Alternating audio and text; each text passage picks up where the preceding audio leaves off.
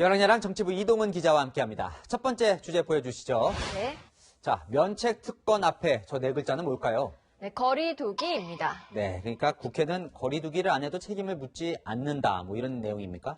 상황만 놓고 보면 그렇습니다. 공수처법 개정안을 두고 여야 갈등이 최고조에 달한 국회는 코로나가 없는 세상 같았기 때문입니다. 전 국민이 거리두기와 방역 수칙을 철저히 지키는 자기주도형 생활 방역을 실천할 때 이번 겨울거리를 무사히 이겨낼 수 있습니다.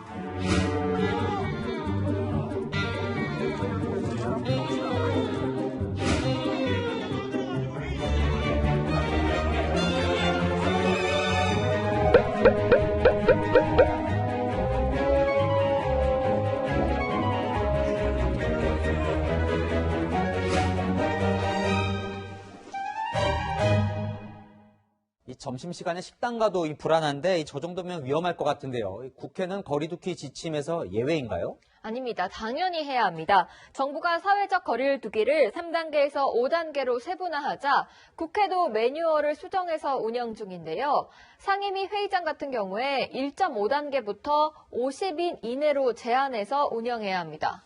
저기 이제 오늘 회의장 모습을 보시고 계시는데요. 네. 안 세어봐도 50명은 훨씬 넘을 것 같아요. 네, 이럴 거면 매뉴얼은 왜 만들었나 싶은데요. 어제부터 여야가 대치하면서 거리두기가 무색한 장면이 여러 차례 연출됐습니다. 아직 국회의원 중에는 코로나 확진자는 없는 거죠?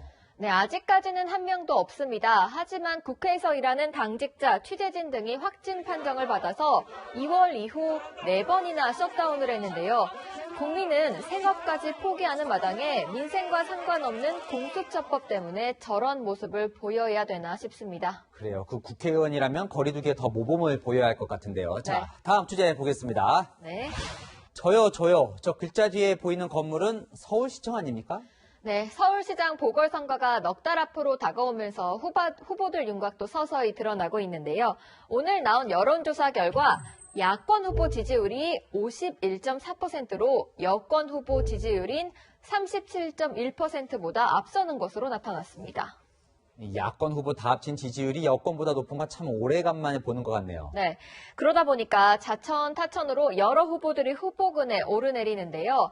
나경원 전 의원도 출마 생각이 있는 것으로 알려져 있고 조은희 서초구청장, 이해훈 전 의원, 김선동 전 사무총장은 아예 공식화를 했습니다. 새로운 인물도 있어요. 이달 마약 사건 이후에 조용히 지냈던 홍정욱 전 의원도 의미심장한 글을 올렸다면서요. 네, SNS에 2008년 총선 얘기를 꺼내면서 낙선이 두려워 출마를 포기한다면 평생 후회할 거다라고 했습니다. 서울시장 출마 가능성을 시사했다는 해석이 나옵니다. 벌써 구설수에 오른 사람도 있다면서요.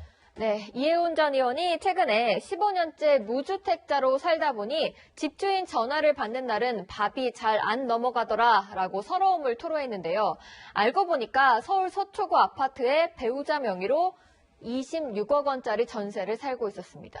여권 상황도 좀 짚어주시죠. 이 야권보다는 덜 북적이는 것 같던데요. 네, 아무래도 예전처럼 여권에 우호적이지 않은 분위기가 영향을 미친 듯한데요. 박영선 중소벤처기업부 장관, 박주민 민주당 의원이 출마를 저울질하고 있고 우상호 민주당 의원만 출마를 공식화했습니다. 참고로 박 장관은 소속 공무원 70%가 계속 함께 일하고 싶다고 대답했다고 합니다. 누구나 출마할 수 있지만 누구나 좋은 훌륭한 후보는 아닐 겁니다. 오늘의 여랑야랑은 이번엔 좀으로 정해봤습니다. 출마자는 많은데 뽑을 사람이 없다. 이게 아니라 다 좋아서 누굴 찍을지 고민이다. 이런 선거 한번 해보면 좋겠습니다. 지금까지 여랑야랑이었습니다.